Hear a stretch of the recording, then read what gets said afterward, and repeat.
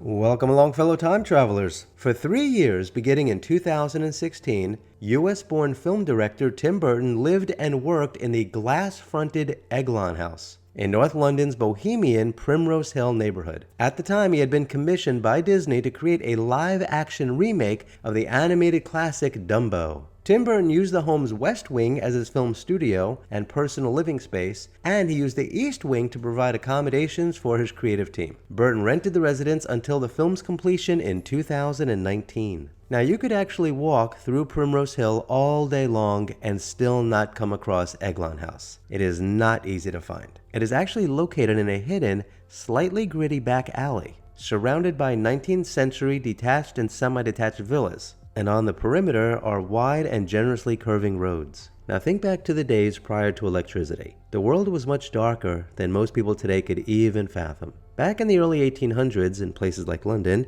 you could walk along the streets in the early or late evenings, and you could hear the sounds of your heels upon the cobblestones, and you could feel the droplets of moisture upon your face as wet oak leaves sailed down around you, and the fog-filled street darkened, and the gas-lit street lanterns were barely discernible, even just a few feet to the side of you. Thankfully, in a place like Primrose Hill, it was unlikely that you would cross the paths of any scoundrels or scalawags, and you could safely walk up and down the main streets, as well as in the many mews which housed not only private carriages, but livery stables with horses, and also barns for pigs and cows, and chickens, and also artisans' workshops and light industry. Since the 1800s, Primrose Hill has been filled with quaint cafes and bakeries, where ladies in fine dresses and men in bowler hats walked with heavy coats, buttoned from top to bottom, and their collars high up their necks. And they shared their village with such poetic luminaries as Sylvia Plath and Dylan Thomas. And prior to the 1800s, Primrose Hill was no more than a woodland area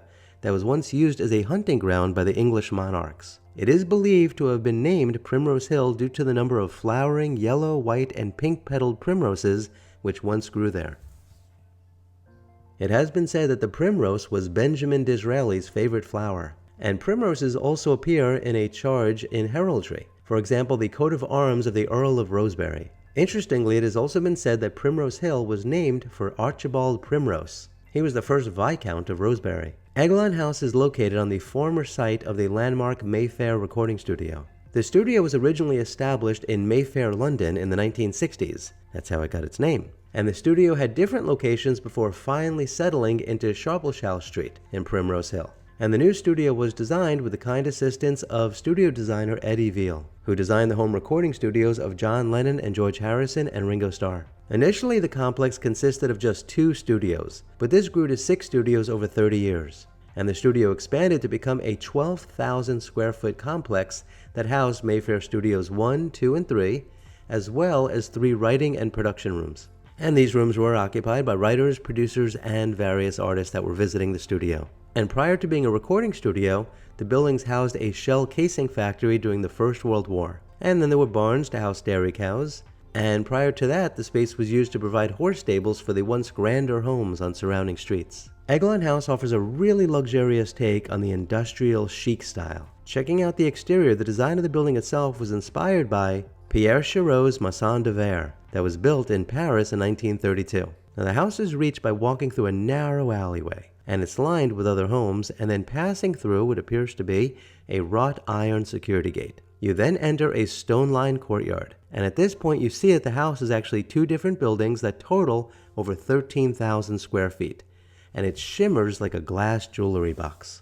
On the left side, you can see red painted steel beams with large glass windows with steel frames, and that building is roughly 8,000 square feet. And on the right, you can see black painted steel beams with a multitude of glass blocks, and that building is roughly 5,000 square feet. And as you can see in the center are stone benches and a planter. This type of structure is very conducive to creativity because of how it offers a workspace for plenty of people to be able to come and go, and also to rest and relax and sleep in one space without having to spend much needed mental and physical energy traveling back and forth to someplace else.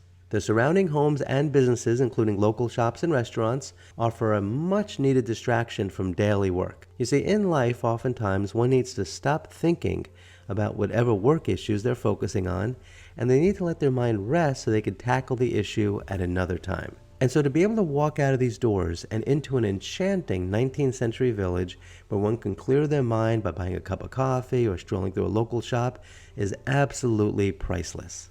A stairway at the far end of the courtyard leads down into the vast subterranean space that links the two buildings. It is down there where one can find a 40-foot by 23-foot family room, and it includes a swimming pool and a cinema. And there's also a sauna and a steam room, and there's also a gym. Now on the left is the East Side building, and once you go through the doors, you walk onto a sort of balcony, which allows you to look down to the subterranean living space. And you can see all the concrete along the walls and the floors and even the ceiling. And there's a dining room on the right-hand side, and along the wall you can see mesh shelves. And beyond that is a large kitchen space with appliances and cabinetry behind wooden doors. And as you can see, there was a long farmhouse-style table for well over a dozen people to easily sit at together. Also beyond those doors can be found a prep kitchen that has counters and sinks and a dishwasher and refrigerators. And you can see there's a worktop with Italian marble and a gas range. The East building is actually zoned commercial, so it could be rented out for events. In fact, there's even a rear entry for guests to be able to enter and exit from.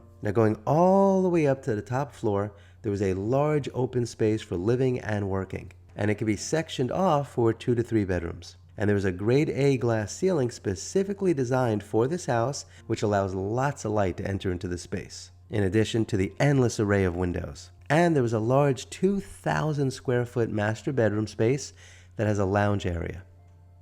And there are concrete floors and a concrete ceiling, and you can see plaster and concrete walls in sections. And along one of the glass walls can be found a large copper tub. From the subterranean level, you can pass underneath the courtyard and over to the west wing. And from here, you can see that the swimming pool is really a masterpiece of engineering. At the touch of a button, the swimming pool sort of like magically appears. And once you're done with the swimming pool, you press this button and the entire pool floor raises up, and you once again have this great multi-use space. Incidentally, the pool itself is 3 meters deep, which is nearly 10 feet. And there's also a 10-foot wide LED screen hanging on the wall, so it is a great place for entertaining. And to the side, there was also a changing area and a bathroom and a shower.